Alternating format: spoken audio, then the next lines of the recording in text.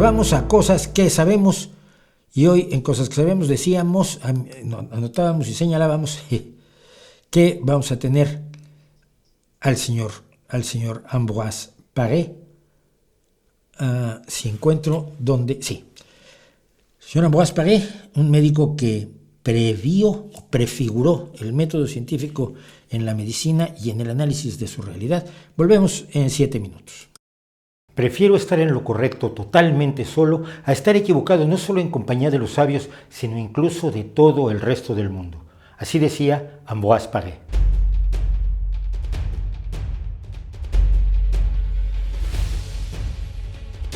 Lo que hoy conocemos como método científico es en realidad un recién llegado a la historia del pensamiento humano como cuerpo integrado de procedimientos y aproximaciones para adquirir conocimientos. Si bien hay jirones del método presentes en toda la historia humana, no fue sino hasta 1650 que se aceptó en la Real Sociedad de Londres la idea de que la evidencia experimental es el árbitro principal de la verdad, y aún hubieron de pasar 300 años para que en 1950 se hiciera el primer estudio de doble ciego, considerado hoy esencial para evaluar medicamentos y prácticas terapéuticas en general. Hay momentos especialmente luminosos en ese lento y desigual desarrollo del método científico que con frecuencia tenía que enfrentarse al dogma de una u otra religión, o a silogismos y argumentos bien o mal construidos pero falsos, así como a esa sabiduría popular que en muchas ocasiones no es sino ignorancia glorificada por la conveniencia de algunos. Uno de esos momentos luminosos nos lo legó Ambroise Paré, nacido en 1510 y muerto en 1590, barbero cirujano francés considerado como uno de los padres de la cirugía moderna, que fue especialista en lesiones por armas de fuego y flechas, probablemente el primer hombre que aprendió a ligar una arteria y que cuando no estaba en la guerra alternaba su experiencia entre la atención a reyes y nobles y la que prestaba a los pobres de París. A mediados del siglo XVI, el cuerno de unicornio se vendía como carísima panacea cúralo todo, como hubo muchos antes y como siguen existiendo otros hoy. Era buscado por los poderosos ante todo porque supuestamente neutralizaba todos los venenos en años en los que el veneno era frecuentemente el mediador en las luchas del poder.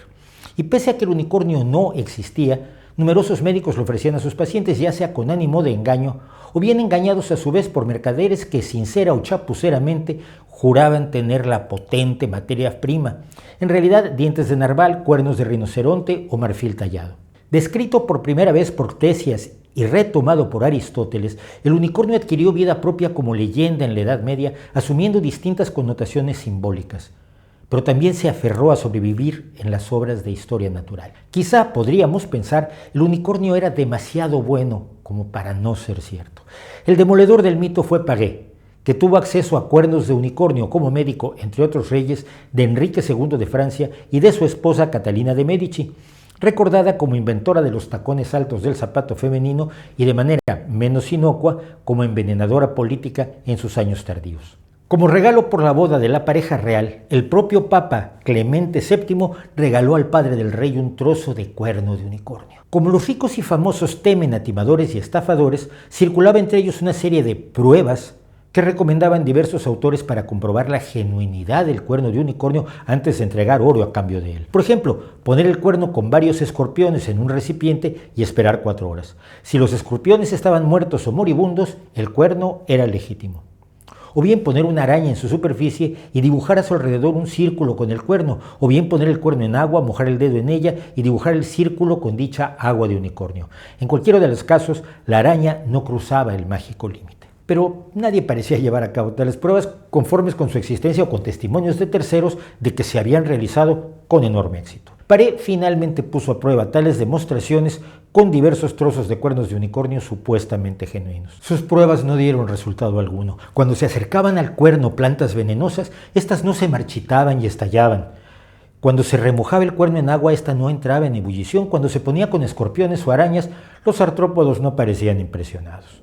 Los resultados de su exploración sobre el cuerno del unicornio fueron publicados por Ambroise Paré en El Discurso del Unicornio, donde resume los problemas que implica el mítico ser, empezando por las tremendamente diversas descripciones que pretendían retratarlo y siguiendo con las muy distintas prácticas terapéuticas contradictorias entre sí que se recomendaban para su uso, desde consumirlo en polvo o en agua en la que se hubiera remojado hasta colocarlo cerca del punto de entrada del veneno. Los relatos sobre príncipes indios que vivían sin enfermedad alguna por beber en copas de cuerno de unicornio lo hacen denunciar lo que llama promesas imposibles. La variedad de afirmaciones a su alrededor lo hace sospechar de todas ellas. Así, además de hacer una valiosa historia natural del unicornio y un acucioso análisis de los muchos animales que podrían haber contribuido a la leyenda, incluidos el narval, el rinoceronte y el pez sierra, así como presentar los argumentos de autoridad indispensables en las obras de la época, Paré ofrece lo esencial.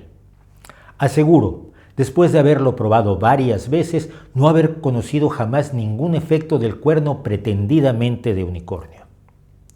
Y por supuesto, se guarda de los que puedan dudar de él. Si alguno no desea creerme, que haga los experimentos como yo y conocerá la verdad contra la mentira. Algo que no era poco en el siglo XVI, sobre todo porque el cuerno de unicornio no desaparecería de la farmacopea europea sino hasta 200 años después. Incluso hoy en día, con los avances de la investigación, es difícil determinar con certeza cuál es el elemento curativo en un proceso patológico. ¿Cuántas veces el enfermo se cura solo y el médico o el curandero se cuelgan la medalla del triunfo contra el mal? ¿Cuántas enfermedades mal diagnosticadas se curan y parecen un milagro? ¿Cómo es el efecto placebo y cómo lo podemos controlar? Paré recuerda un caso en el que todas estas dudas ya están presentes. Hace poco tiempo, una mujer pobre pidió agua de unicornio. Resultó que la mercader la había dado toda, pero no quería hacer esperar a esta pobre mujer que con las manos entrelazadas le rogaba que se lo diera para detener el eczema que cubría todo el rostro de su pequeño bebé. En lugar del agua de unicornio, la mercader le dio agua de río en la que no había remojado el cuerno del unicornio. Sin embargo, esta agua de río tuvo éxito en curar la enfermedad del bebé y durante los 10 o 12 días siguientes la pobre mujer vino a darle las gracias a Madame la mercader por su agua de unicornio, diciéndole que su niño estaba totalmente curado. Eso nos cuenta Ambroise Paré en el discurso del unicornio.